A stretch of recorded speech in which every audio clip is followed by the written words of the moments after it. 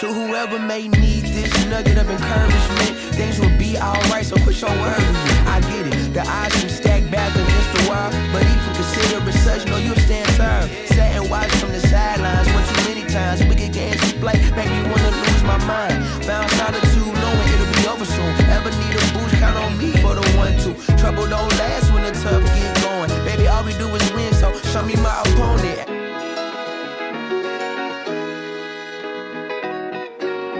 When I say big and buff, I mean that there's an expectation. There's an expectation for us as black men with like masculinity, and some of that stuff is performative. Sure. I think is great. Love women, protect women, be strong, protect your family. But I do think there's some elements of performative masculinity that we're often subjected to that we need to deconstruct. That is because unfortunately sometimes our community forces that performance. Absolutely. You know what I mean? Especially when it comes to relations towards women, when people treat women as like sexual voyages. Where I'm like, I had the conversation at the check-in, we'll talk about that soon.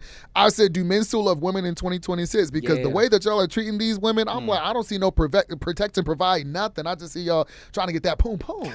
And we need to do something about that. Their women are more than just poom poom. No, you're right. Come on now. Women way more than poom poom. Come on. Shout out to the women. They could be providers. Because they smart. No, they can't. They be providers. They provide for the family. They provide for themselves. They provide for their children. They take care of the home. They take care of the man. You know what I'm saying? They strong and smart in their own right. Yeah. But they also rap about putting that poom poom out there for me to grab. And I'm not going to say, let's just keep it a buck. It's both. So I'm with you. But we do have to call a spade and put the cards on the table, even though we ain't got no cards right now. I just feel like on a macro societal level, sometimes I feel like women are not being loved and treated with the reverence and respect that they deserve. Nah, that's true. And I think as men, we're a part of that. Like we are the ones that kind of lead the charge to make sure that we're treating women as such. I was listening to a song. It was horrible. It's absolutely terrible.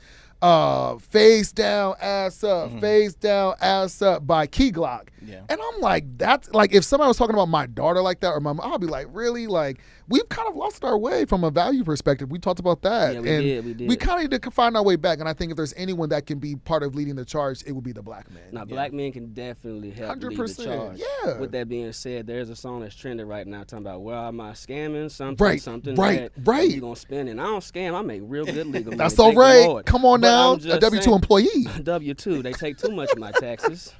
That's right. But you know what I'm saying? Like, that's what I'm saying. It's a double-edged sword. It's a cultural image problem for both sides. So I see where you're coming from. I see where you're trying to hold everybody accountable. I gotta hold them accountable. But as a group, overall, there's a lot of things that we need to promote better, right? Absolutely. And I think like you said, black men are going to lead that charge. Absolutely. And women will too, but they'll follow right behind us. I think so too. Together at the end of the day. Where are the black men? Where are the black leaders? We don't have a lot of our black men that are being strong, that are going to work and actually are trying to do something. And we can talk about the generational trauma that we've gone through as a culture, as a people. It's a very complex issue. I don't want to get too Debbie Downer, but we got to do better from a cultural standpoint of promoting positive values, family values, and treating each other with love and respect. We definitely do, but I got to say something to ride for the black men that's out here really not glorifying that way of life. I'm one of them. That brother is too. He's a smart, sophisticated construction project manager for data centers. Clap it up for that brother. I seen him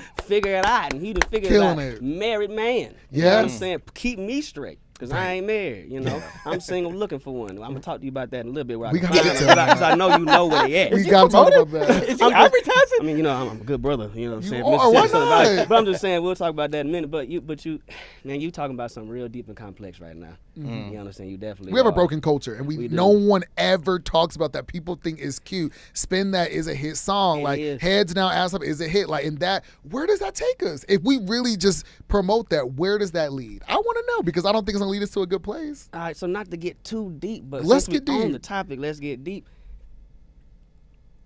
I take offense sometimes when I hear that, for example, there's not black men that are portraying a different way. Sure. And then I also take offense for the women when I talk to men. They're like, women the same. They just want your money. They just want this. And it's like, you realize how many college-educated women there are right now? And you don't even got to be college-educated to be a great woman.